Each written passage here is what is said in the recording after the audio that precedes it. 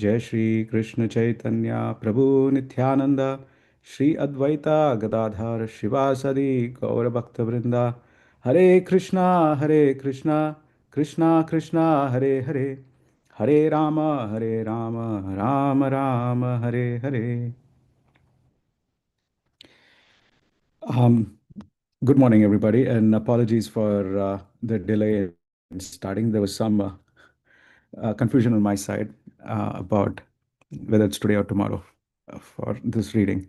Anyway, we will get started here with the Srimad Bhagavatam reading of verse number 26 from fourth canto, second chapter.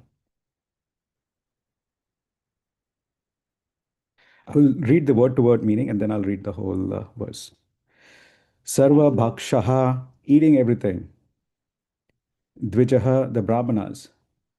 Vrityai, for maintaining the body. Drita Vidya, having taken to education. Tapaha, austerity. Vrataha, and vows. Vitta, money. Deha, the body. Indriya, the senses. Aramaha, Aramaha, the satisfaction. Yachakaha, as beggars. Vicharanto, let them wander. Iha, here. Sarvabhaksha Dvija Vrityai Dhrita Vidya Tapovratah Vitta Dehindriya Rama Yachaka Vicharantva Hiya. Translation: these Brahmanas take to the education, austerity, and vows only for the purpose of maintaining the body. They shall be devoid of discrimination between what to eat and what not to eat. They will acquire money begging from door to door simply for the satisfaction of the body. Purport: the third curse inflicted by Nandishvara on the Brahmanas who supported Daksha is completely functioning in the age of Kali. The so called Brahmanas are no longer interested in understanding the nature of the Supreme Brahman, although a Brahmana means one who has attained knowledge about Brahman. In the Vedanta Sutra, also, it is stated, Atato Brahma Jigyasa. This human form of life is meant for realization of the Supreme Brahman, the Absolute Truth. Or, in other words, human life is meant for one's elevation to the post of Brahmana. Unfortunately, the modern Brahmanas or so called Brahmanas who come in originally Brahmanical families have left their own occupational duties, but they do not allow others to occupy the post of Brahmanas. The qualification for Brahmanas are described in the scriptures in Srimad Bhagavatam, Bhagavad Gita, and all other Vedic scriptures, literatures. The Brahmana is not a hereditary title or position. It's someone from a non Brahmana family. For example, one born in a family of Shudras tries to become a Brahmana by being properly qualified under the instruction of a bona fide spiritual master. These so called Brahmanas will object. Such Brahmanas have been cursed by Nandishvara. Such Brahmanas, having been cursed by Nandishvara, are actually in a position where they have no discrimination between eatables and non eatables and simply live to maintain the perishable material body and its family. Such fallen conditioned souls are not worthy to be called Brahmanas. But in Kali Yuga, they claim to be Brahmanas. And if a person actually tries to attain the Brahminical qualifications, they try to hinder his progress. This is the situation in the present age. Chaitanya Mahaprabhu condemned this principle very strongly. During his conversation with Ramananda Raya, he said that regardless of a person, whether a person is born in a Brahmana family or a Shudra family, regardless of whether he is a householder or a sannyasi, if he knows the signs of Krishna, he must be a spiritual master. Chaitanya Mahaprabhu had many so called Shudra disciples like Haridas Thakur and Ramananda Raya. Even the Goswamis, who were principal students of Lord Chaitanya, were also ostracized from the Brahmana society. But Chaitanya Mahaprabhu, by his grace, made them first class Vaishnavas.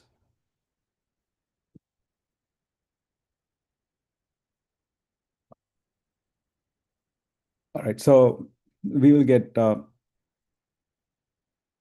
started with the discussions here. Um, so this is again in the last this entire chapter we've been reading about the situation that happened, or it's not even a situation, it's a calamity or a mishap, that massive calamity that happened at the sacrifice um, with King Daksha or Prajapati Daksha, where Lord Shiva was insulted. And so, uh, once the one party is insulted, then although Lord Shiva does not necessarily respond, the followers of Shiva, in this case Nandishvara, who's the carrier of Lord Shiva, is uh, is responding. And there is this is the third curse that is being uttered by Nandishvara. And um, I was thinking about the etiquette in terms of we just went through a 3 day Vaishnava etiquette seminar here in ISKCON Naperville, where we had His Holiness Ramapada Swami Maharaj as well as Her Grace Urmila Mataji, talk about respect, primarily from the third canto, um, and also we talked about the various varnas and how the varnas and the respect actually intersect. In this particular case, uh, we see that Lord Shiva was insulted, and consequently, Nandishvara, who's a servant of Lord Shiva and so very attached to Lord Shiva, was so angered, or felt obliged to respond in the way that he did by cursing. So the obviously, we when we see this within our own circumstances, this is again not a situation that is remote, right? Somebody does something, and although we may not have been offended, or the offense is not directly to ourselves, more often we react more violently and more vigorously if somebody that we love is being impacted because of that love that we carry for that person. And in this particular case, Nandishvara, takes up that position of reacting to or responding to the insult of his beloved master, Lord Shiva. And so I wanted to first focus on that initial part of the appropriateness or the inappropriateness of this back and forth cursing and counter cursing between two parties. And actually, Lord Shiva, at the end of it, he was, he was definitely not very pleased with either positions, and he just left the place. And then we'll see how Mother Sati responds in the next few verses and chapters. And so, again, this is a very unfortunate situation, but the Vaishnava etiquette, as it is, and I don't quite recall which particular scripture, but I know that from what I've heard, there are, if we hear either our spiritual master or a Vaishnava that or the Supreme Lord being insulted, then one is we defend that person, and then B is that uh, we uh, actually give up our life, and third is we move out of the situation. So those are the three steps. Of course, those are giving up the life is super extreme. Um, And in this particular case, uh, we see that there are brahmanas, irrespective of whether they did the right thing by keeping quiet when Prajapati Daksha insulted Lord Shiva or not. Irrespective, the Brahmanas have a particular respect in the Vedic culture, in the Varnashram culture. And so, if you look at it from the lens of just from a societal or cultural respect perspective, you'll see that the this particular curse that is uttered by Nandishwara seemed inappropriate. Respect of Brahmanas should be maintained at all times. Um, and actually, we tend to do that too.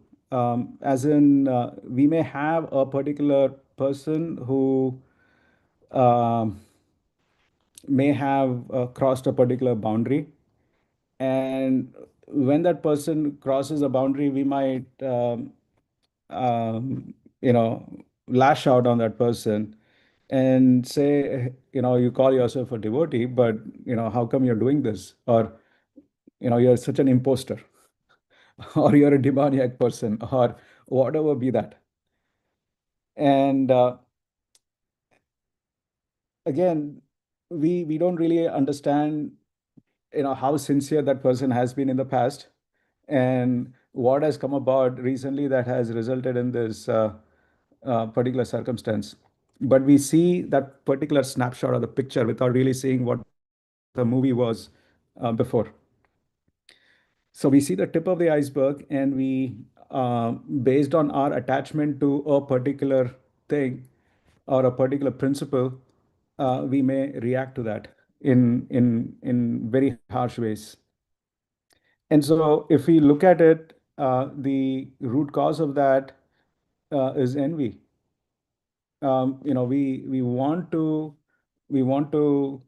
use whatever black spots are there on the moon to to kind of negate the beauty of the moon. So this root cause, uh, is um, envy. Now there are ways to correct too, and the way to respond in such a situation, the first thing that one has to ask oneself is, what is my mood here? Is my mood in the right place? Is it in a mood of service? Before I respond, taking that 5 seconds of pause and asking oneself, is my mood in a mood of service to this person, who is insulting me or my loved one, or the person that I care, or the Supreme Lord? And whatever I'm going to say or do, is it actually going to benefit that person, benefit the situation?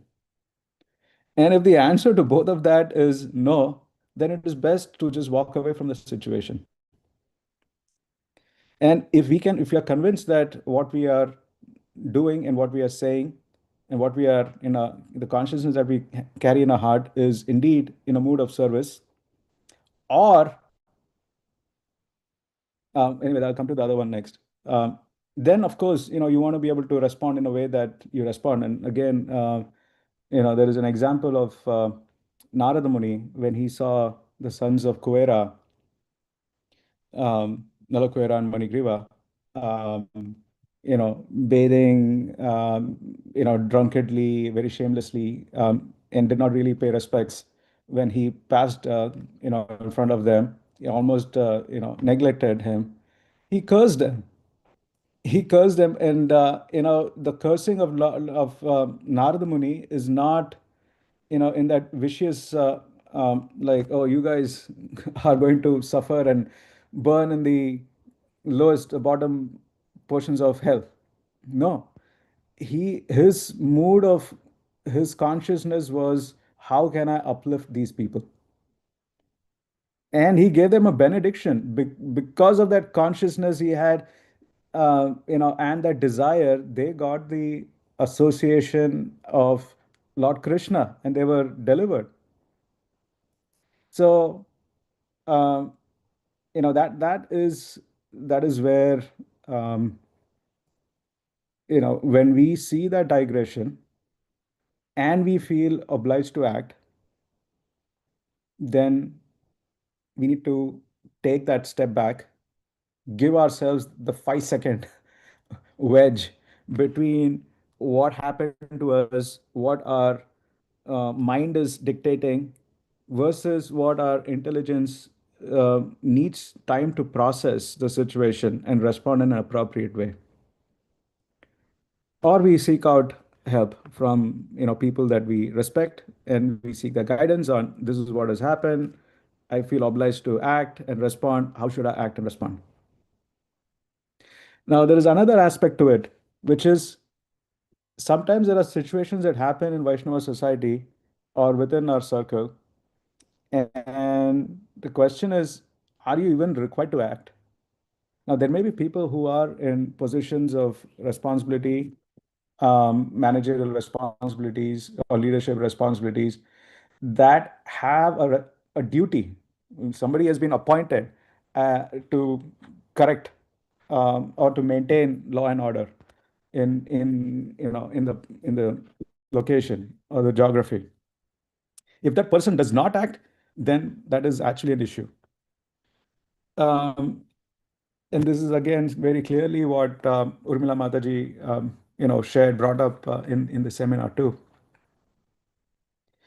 And so uh, there are things, if you look at Kshatriya in a battlefield, and yes, he's going to be angry and he's going to be violent and he's going to do what he's doing, which is maintaining law and order by killing people. And at that point, you know, him not doing that person, like we saw Arjuna, uh, he even talked to Krishna about not doing his job and going to the forest, but Krishna actually um, convinced him to fight. And so there is a, and actually this is again goes back to some of the um, messages that I've heard, as in my Krishna conscious practice, is if I have been assigned as someone that is required to take care of a particular person, uh, person's spiritual practice, or as in a leadership position, I'm responsible for a particular community, then by all means, um, I am required to intervene and course correct. Again, in a manner, again, going back to the previous thing, check my consciousness. What is my consciousness here? Is it out of envy? Or is it out of a mood of service? And whatever I'm going to say or the action I'm going to take, is it actually going to benefit the person? And if that is the case, then, given that responsibility, if I am a spiritual master, or if I'm a mentor, or if I'm a leader that is required to maintain law and order, then yes, I'm required to act. But otherwise, you know, we try to see how we can help the situation or not interfere with the particular circumstance. So that is the the Nandishwara aspect of uh, circumstance that I wanted to bring to our side. And then coming back to what Srila Prabhupada is talking about in this purport about the so-called Brahmanas. And Prabhupada is saying that this curse inflicted by Nandishwara is still valid right now. Um, that we have people who are not qualified, but because they have a particular title, um, they feel like they also possess the qualities of that what that title endows to that particular position. And the example used is, if you are born in a family of a surgeon, doesn't mean that you can do surgery. And same is true for the Brahmanas too.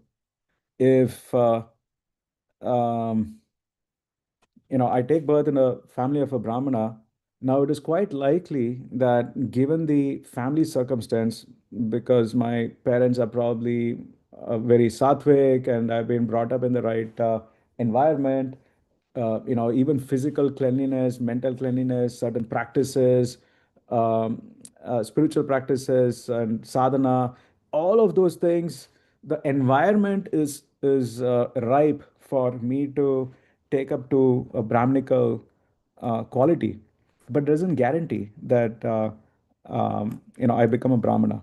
That has to be earned by my own endeavor and my own qualities that I develop as a consequence of activities that I do on that particular platform.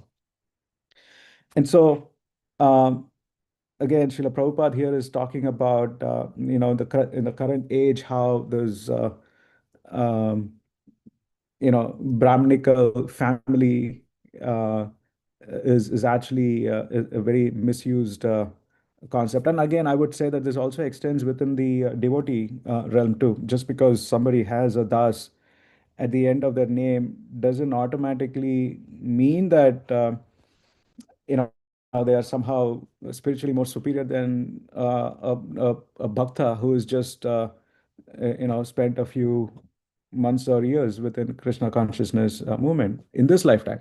We have to remember that in this lifetime, because perhaps in the previous lifetime that person may have been a lot more advanced than what I have been, and maybe I was a dog on the street. And so we have to be extremely careful about the externalities. And uh, again, the core of the message that I'm getting from this whole pastime and leading up to this back and forth cursing, um, and subsequently how things manifest, is a we have to acknowledge that we have envy in our hearts. And as His Holiness Romapal Swami Maharaj said, one way to understand that we have envy in the hearts is we have this body. Mo- we have this body because we have envy. That is our good way to understand if anyone has a doubt of whether do I have envy or not. And so it is important to understand that we have envy in our hearts. And then there are practices that we engage in and people that we associate with to uh, get rid of that envy, which is extremely, extremely challenging to get rid of, not by our own efforts, but by the descending mercy, by serving someone, a bona fide spiritual master or a devotee who himself is on that path or has transcended those modes and is situated on pure devotional service. So I know that I started late, but I hope uh, this was a meaningful discussion for you, and I will welcome any other thoughts and comments.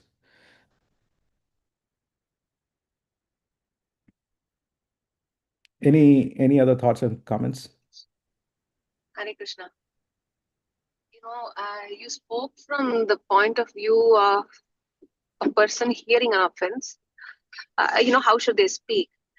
But I was thinking the Brahmanas, they heard Daksha speak, profanities against Lord Shiva, and they were culpable in the sense that they did not respond in any way. They didn't walk out. They sat there. They heard everything. They need not have spoken anything either against Daksha or for Lord Shiva, but they didn't move from that place. So in that sense, they were culpable.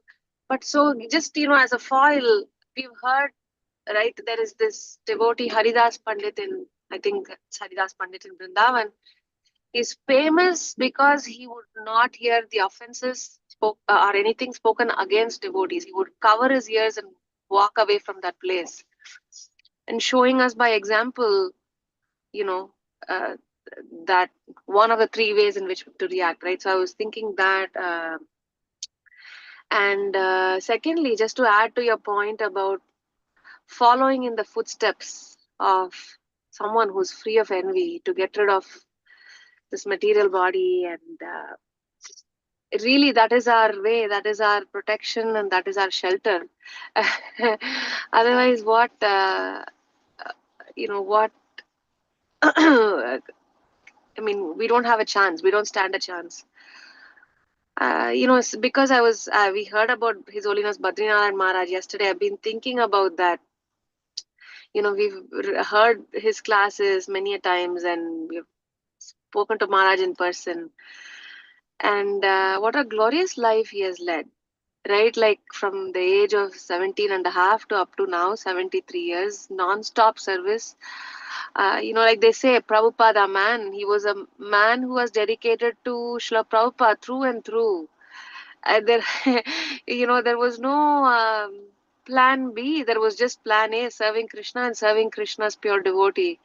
And we hear such a glorious departure. And so I'm just thinking, just amplifying this point of associating with a pure soul, a pure devotee, a pure representative of Krishna. That is our shelter. So yeah, that's what I wanted to share. Yeah, thank you. Thank you for sharing.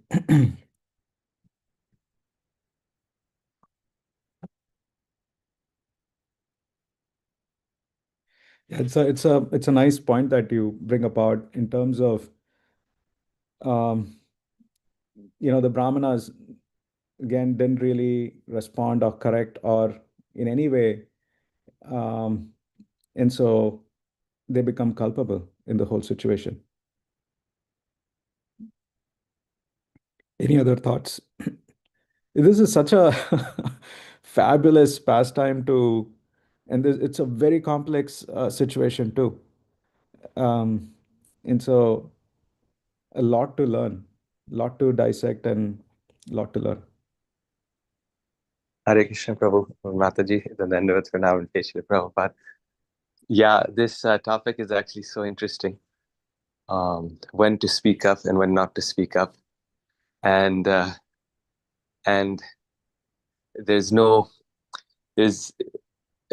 there doesn't seem to be any one right answer always. That's the interesting thing, because it's like in ethics we also talk about this in terms of, like, outside of devotee circles. This is called virtue ethics, where people argue that there is no rule that you can apply in all circumstances. Our experience tells us there's no rule we can apply in all circumstances. And that's why the ethical course of action is based on one's own, Prabhu, like you said, one's own motivation, one's own character. Because also in the case of Draupadi, because the kings didn't speak up, all the assembly members, anyone in the assembly who didn't speak up, their life was shortened because they did not speak up against something wrong that was happening. And one of Duryodhana's brothers does speak up, and in the battle, Bhima spares him. He says, "You spoke up, therefore I am not going to kill you." And the scriptures say that if a devotee is offended, then the whole village gets destroyed. And I was wondering why the whole village gets destroyed. One person offended him. Because one person offended, but the whole village is liable for not speaking up, for not opposing, for not trying to avoid that offense. So on one hand, we have that we must speak up. On the other hand, there are situations where it's important to remain silent, because it's not our role or place to speak up, or we have to speak up in the right way. Like Brahma and I think it was the Vasus who laughed at him. And so they did it in the wrong way.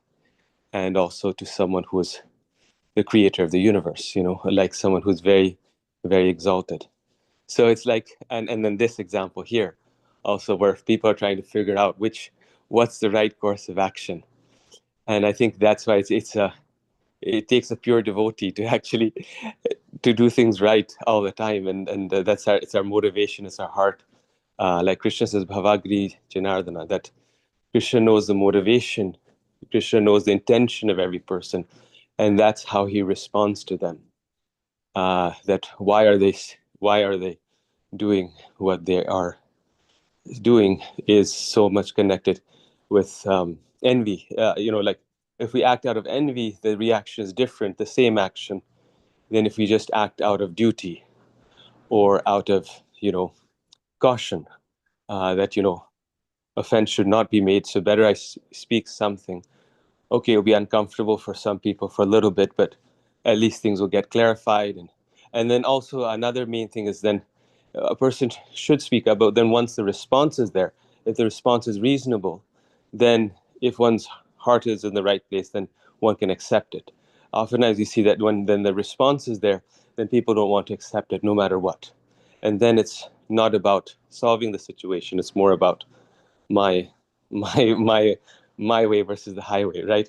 So I think it's also how we, when we speak up, how we then respond after that. That okay, I now accept the response. It makes sense. I'll move on. So it's very hard. I would say like there doesn't seem to be one right way, and I think that's precisely because Krishna is is sharpening our character, purifying our character more than anything else. Yeah. Yeah, thank you. Thank you for sharing. Really, really wonderful comment. Thank you so much, Prabhu. And yeah, I think as you were talking, uh, I just wanted to double click on, it's not just responding, but how and what we say, right? And again, that highly depends on what our consciousness is and where is it placed. And as you were talking, it also occurred to me, and as I was preparing for this, I was like, okay, I must remember to bring this point, which is that we are very quick in general, and this is how we know we have envy in our hearts. We are very quick to impose high standards on others, but when it comes to us, we are forgiving. It's like, okay, this is, I'm still a, aspiring devotee, and so, Krishna, please help me. And I keep, but when somebody else does something, it's like, we want to rain on them like a thundering cloud.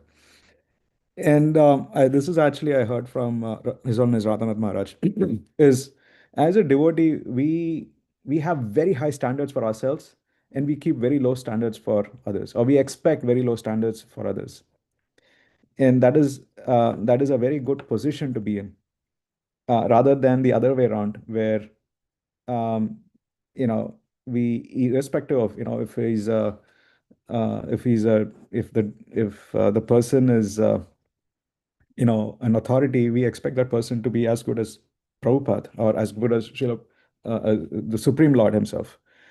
And even a small deviation from there, it comes under a microscope and person gets beaten up. And so this tendency is very strong in our hearts. And again, the root cause, of course, is pointing to envy. But I really appreciate that. How do we get to that resolution? And at the end of the day, when I look at it, I would ask the question: What is our Where is our consciousness, and what is our mood of service, and to whom? Right? Uh, and that's a very genuine question that one has to ask oneself, not just on the activity level. Is not whether this activity is Krishna conscious activity or is this activity, because a lot of disagreements within devotee circles happen around Krishna conscious activities, and people then start to judge what the intention is of the other person, or whether it's in alignment with Prabhupada's teachings, not Prabhupada's teachings, alignment with community values, not or community practices, etc. And it's very difficult to come to an amicable solution or an agreeable solution if there is no commitment on the personal side of introspection and just letting go. So anyway, it's this, like I said, this is a very deep topic, a very complex topic. There is no black and white, and it requires great levels of purity to navigate this landmine of, what could be right and what could be wrong. It doesn't mean that, we don't do anything either. You know, we still are given certain responsibilities, or we still aren't put in certain situations by Krishna, and we try to navigate it. And our shelter is reaching out to devotees who are more stable than us. And with that guidance, we try to navigate this minefield.